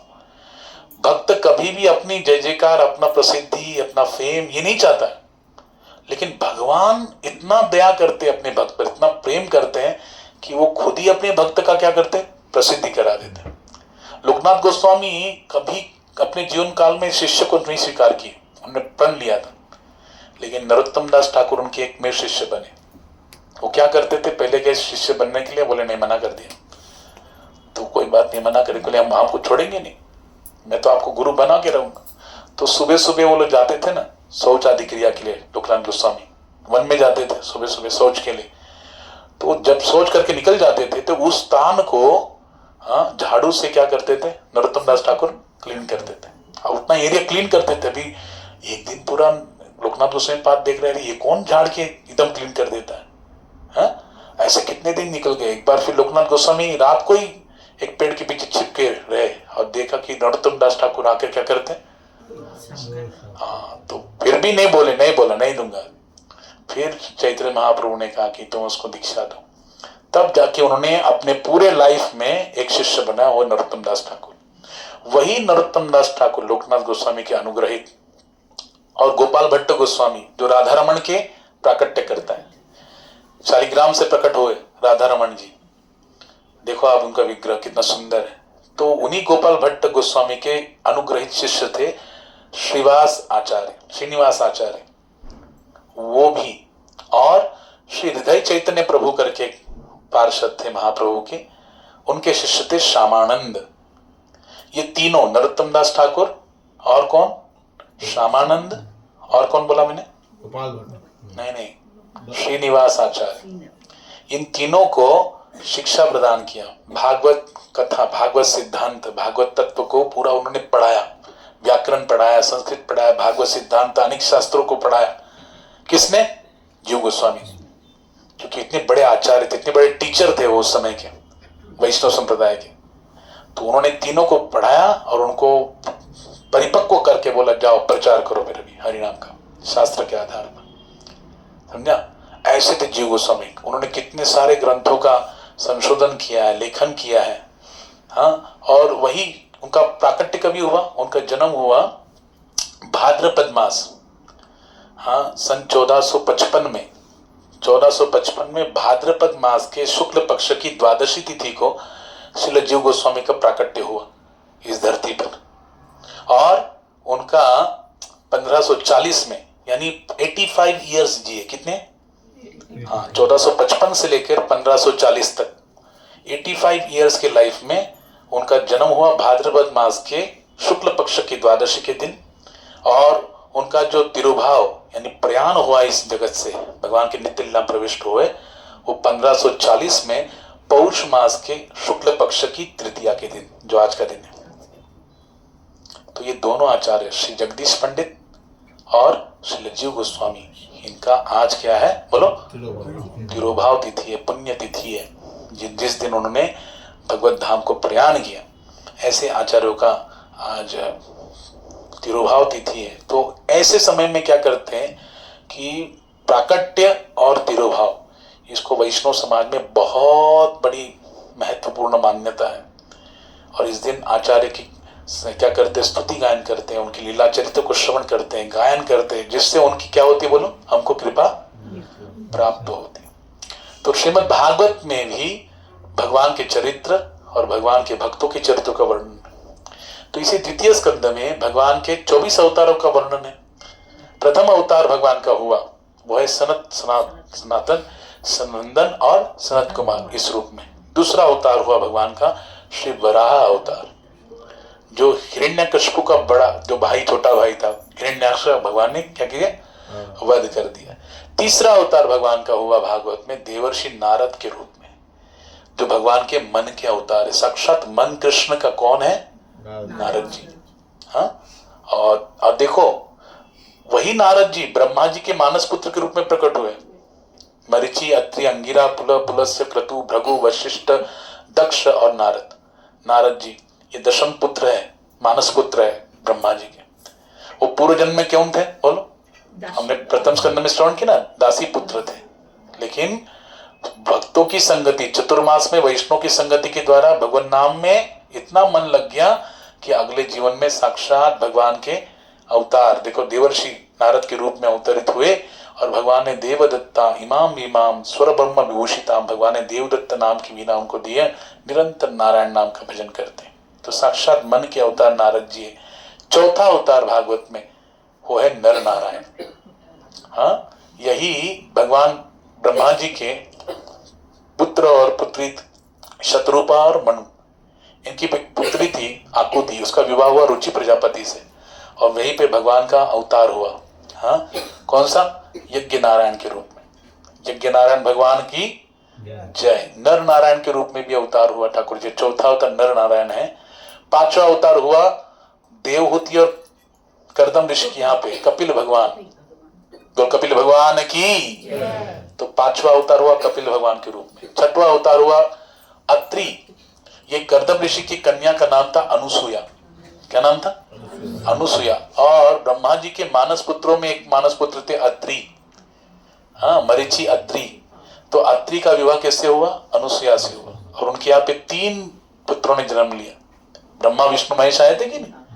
हाँ, तो ब्रह्मा जी के अंश से चंद्रमा प्रकट हुए, शंकर जी के अंश से दुर्वासा जी का जन्म हुआ, और भगवान विष्णु के अंश से श्री दत्तात्रेय भगवान का अवतार हुआ। बोल दत्तात्रेय भगवान की। तो छठवां अवतार हुआ दत्तात्रेय भगवान का। फिर 7वां अवतार हुआ कौन सा? यज्ञ नारायण भगवान का। हाँ, और ये यज्ञ नारायण भगवान का अवतार वहां पे हुआ, ये उनका 7वां अवतार है। 8वां अवतार हुआ ऋषभ देव अवतार। कौन सा अवतार? ऋषभ देव अवतार। और इन्हीं ऋषभ देव के पुत्र हुए भरत महाराज, है ना, जिनके 3 जन्म हुए। भरत, हिरण का जन्म हुआ, फिर जड़ भरत हुए, और इनके नाम पर ये भारत वर्ष का नाम पड़ा, नव वर्ष को भारत वर्ष नाम पड़ा। तो ऋषभ देव अवतार ये 8वां अवतार। 9वां अवतार हुआ पृथु महाराज का। एक राजा अंग थे, उनको पुत्र नहीं हो रहा था, पुत्र कामेष्टि यज्ञ किया, वेन प्रकट हो गया। वो एकदम दुष्ट था, उसके कारण पिता को ही भागना पड़ा राजपाट छोड़ के। हाँ, फिर वो ऋषि मुनियों की बात नहीं मान रहा था, और ऋषि मुनि ने क्या कर दिया, उसको संकल्प करके उसका नष्ट कर दिया, मृत्यु करा दिया। लेकिन फिर उसके शरीर का मंथन किया तो प्रकट हुए भगवान का अवतार। कौन? पृथु अवतार। और अर्ची देवी, ये दोनों प्रकट हुए। तो पृथ्वी अवतार, भगवान ने पृथ्वी अवतार धारण किया। भागवतम में नववा अवतार है पृथ्वी अवतार, 10वां अवतार है मत्स्य अवतार। कौन सा अवतार? मत्स्य अवतार। सत्यव्रत नाम के राजा थे और उन्होंने एक मनवंतर में उनको बताया कि पृथ्वी प्रलय आ जाएगा, आप सप्तर्षियों को और जो भी जड़ी बूटियां है, जो बीज है अन्न के, उसको धारण करके नाव में विराजमान हो जाइए। मैं प्रलय काल में आपको मत्स्य रूप में क्या करूंगा, आपको घुमाऊंगा, और जैसे प्रलय काल शांत हो जाएगा फिर आप यथावत उसको अपने जीवन को यापन कर सकते। तो सोचो वही मत्स्य अवतार। फिर कौन सा अवतार हुआ? 10वां। 11वां अवतार है कूर्म अवतार, कश्यप, कछुए का रूप धारण किया भगवान ने।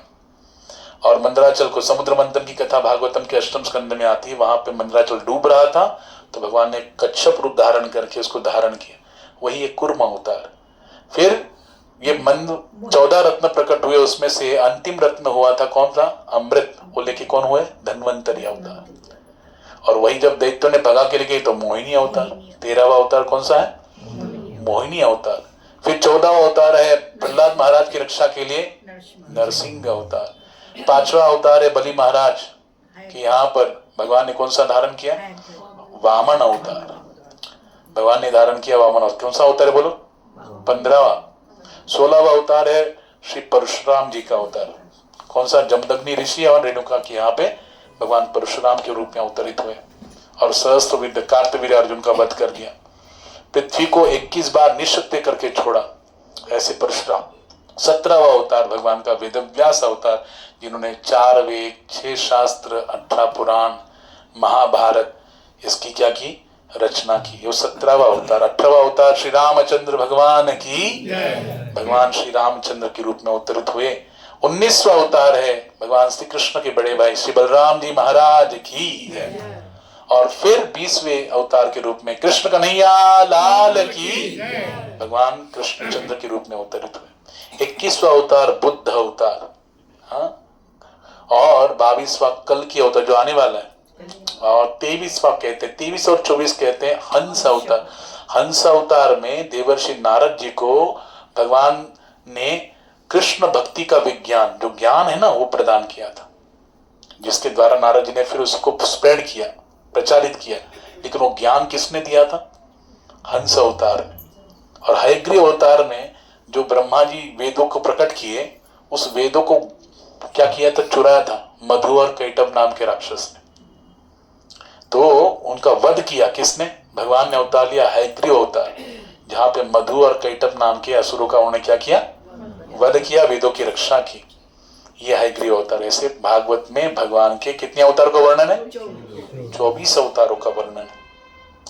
ये परीक्षित महाराज को सुखदेव जी जब वर्णन करके सुनाते तो परीक्षित महाराज अनेक प्रकार के प्रश्न करते। उसमें से एक प्रश्न किया कि भगवान का तो शरीर दिव्य चिन्मय है ना, और चिन्मय शरीर होने के बाद भी ठाकुर जी सृष्टि की कैसे प्राकट्य करते? ये तो भौतिक प्रकृति है, और भगवान का शरीर दिव्य चिन्मय है, और ठाकुर जी इस धरातल पे इस भौतिक प्रकृति में अवतरित होते, मनुष्य रूप धारण करते, राम कृष्ण रूप में मनुष्य रूप धारण करते, कभी कूर्म रूप धारण करके आते, कभी नरसिंह रूप धारण करके आते, कभी वामन रूप धारण करके, अनेक प्रकार के अवतार लेते ठाकुर जी, जबकि भगवान चिन्मय दिव्य शरीर में सच्चिदानंदमय विग्रह है। तो ये कैसा है? तो और एक भागवत में इसी द्वितीय स्कंद में नारद जी पूछते ब्रह्मा जी को कि मैं तो देख रहा हूं आप ही ध्यान करते, आप किसका ध्यान करते? मुझे तो लगा कि आप ही समग्र सृष्टि के उद्गाता है, प्रवर्तक है, आप किसका ध्यान करते? बोलते नहीं नहीं नहीं, मूल प्रकृति, मूल रचना, सृष्टि की रचना कौन करते? बोले ठाकुर जी, कृष्ण करते, और मैं केवल क्या करता हूं? उसको प्रकाशित करता हूं। समझे? भगवान ने किया, बस उसको क्या करता हूं? प्रकाशित कर देता हूं, ये मेरा काम है। लेकिन तो कैसे हुआ ये भी पूछा गया परीक्षित महाराज के द्वारा, नारद जी के द्वारा। तो वहां पे ब्रह्मा जी कहते जब मेरा प्राकट्य हुआ, किससे प्राकट्य हुआ? कौन से विष्णु से प्राकट्य हुआ? गर्भोदक्षय विष्णु। जो महाविष्णु है ना, महाविष्णु कारण सागर में, कौन सा सागर? कारण सागर में लेटे हुए हैं। उनके हर एक रोम छिद्रों से अनंत ब्रह्मांड प्रकट होते हैं। उस ब्रह्मांड के भीतर उसके गर्भ में एक सागर है, उसको बोलते हैं गर्भोदक सागर, और उसमें ही महाविष्णु